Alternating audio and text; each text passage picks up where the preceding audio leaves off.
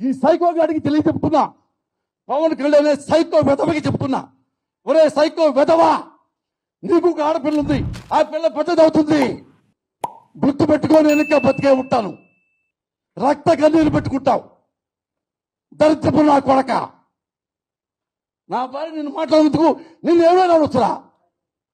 ఇది చట్టం, సమాజం, ప్రజాస్వామ్యం, న్యాయస్థానం అన్నీ ఉన్నాయి కాబట్టి నేను అనలేకపోతున్నా. అందుకని లిమిటెడ్ అనలేకపోతున్నా.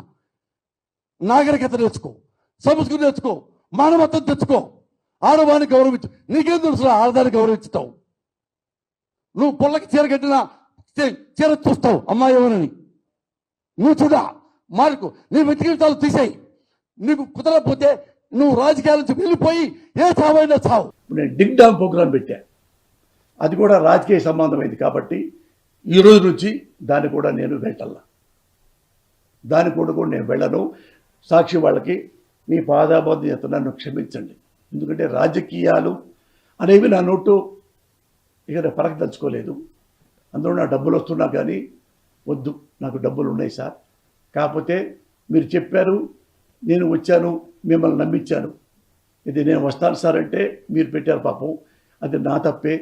నేను ఒక సడన్గా ఈ నిర్ణయం తీసుకోవడం వెనక నా కుటుంబం ఉంది. దయచేసి నా కుటుంబాన్ని నన్ను మన్నించి ఇంకొకళ్ళు పెట్టుకోండి. నేను ఈ రోజు నుంచి బిగ్ డాంగ్ ప్రోగ్రామ్కి నేను రావటం లేదు. జగన్ గారు, మేడం గారు, మీకు కాళ్ళకి నమస్కారం పెడతా.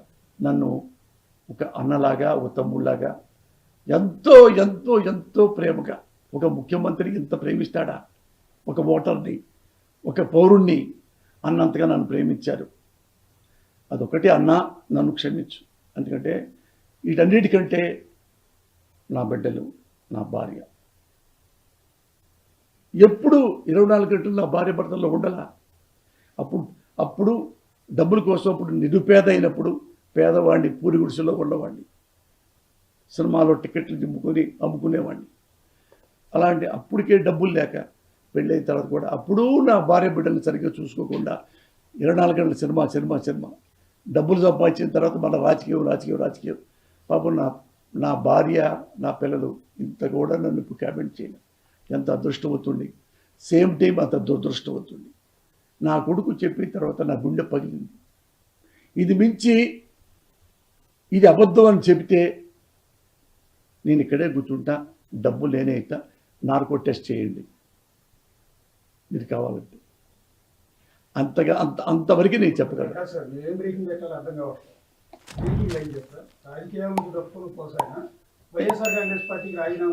అన్నా